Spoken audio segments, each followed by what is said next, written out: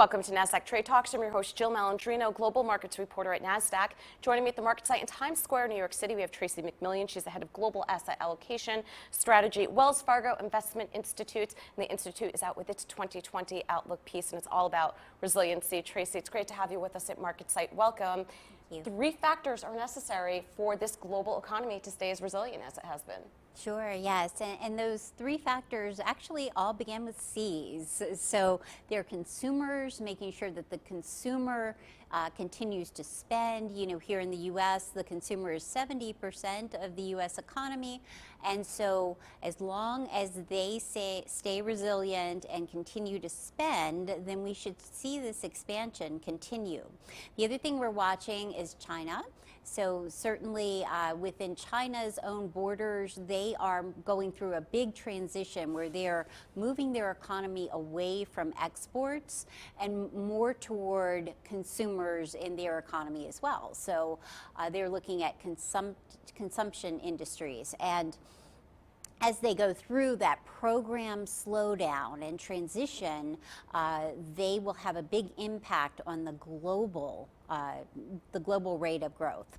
And then the third thing is credit spreads. And so credit spreads have been very well contained so far in this expansion, but should they start to widen out, that would be a signal to us that something bigger could be a problem. Why is that so impactful to the markets, to investors, if they do widen out? Yeah, that's because that means that investors are not willing to take on as much risk with credit. So if they demand higher interest rates, which is essentially what's happening when your credit spreads widen out, there's a difference between the high quality and the lower quality, and those interest rates go up on lower quality, then that means that lenders are less willing to lend to those businesses, and they could start to feel a financial squeeze. All right, and you also mentioned 5 ways investors can pivot away from higher risk asset classes. Yeah, so there are 5 things that we're suggesting that investors do going into 2020. The first is that they use cash in their portfolios. You know, you don't always hold a large position in cash in your portfolio, because in a year like 2019, it was a performance drag on your portfolio.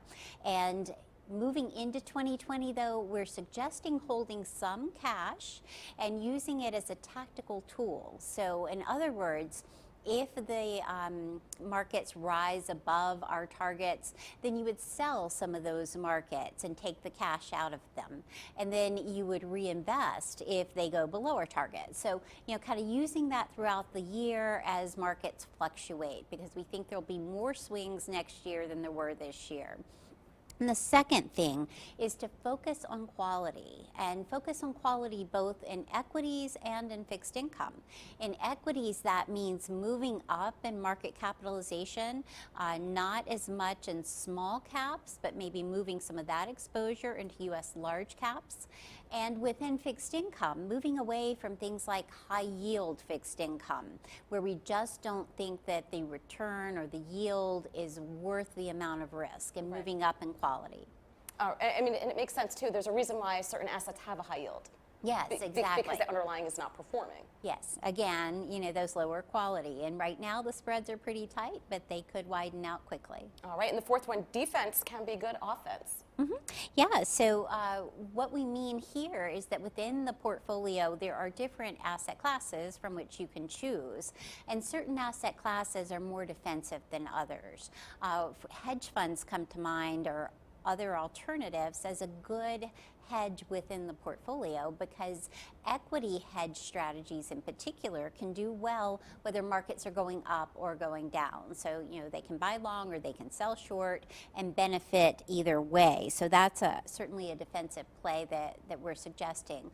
Another way that you can be more defensive in the portfolio is to invest more in those sectors where you're getting more yield. So things like REITs or utilities, you're getting that nice dividend income stream from those, and they may prove to be more defensive as well.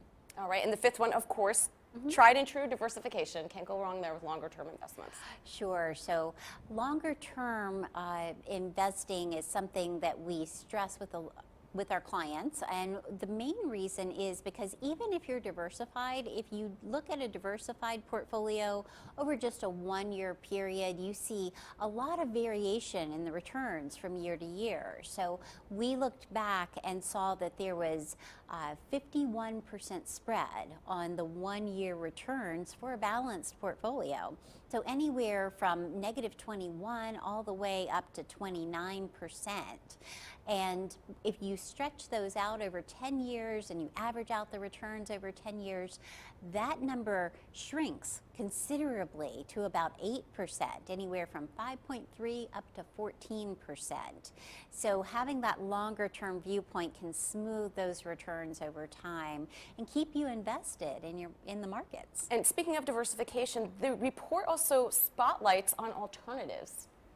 Yes, exactly. So we do favor the equity hedge, as I mentioned, and other private capital. For example, we also are investing in private equity and private debt. Private debt in particular, we're looking at distressed and stressed debt. So we think right now is a good time to be investing with those managers who can move in if we do see credit spreads starting to widen out and we do start to see stress in the credit markets. We do think we're late cycle, and when you're late cycle, that's when you tend to see those spreads widen out. You start to see distress or stress in those markets, and it's a good time for investors to go in and pick up something, 85 cents on the dollar and wait for those to come back.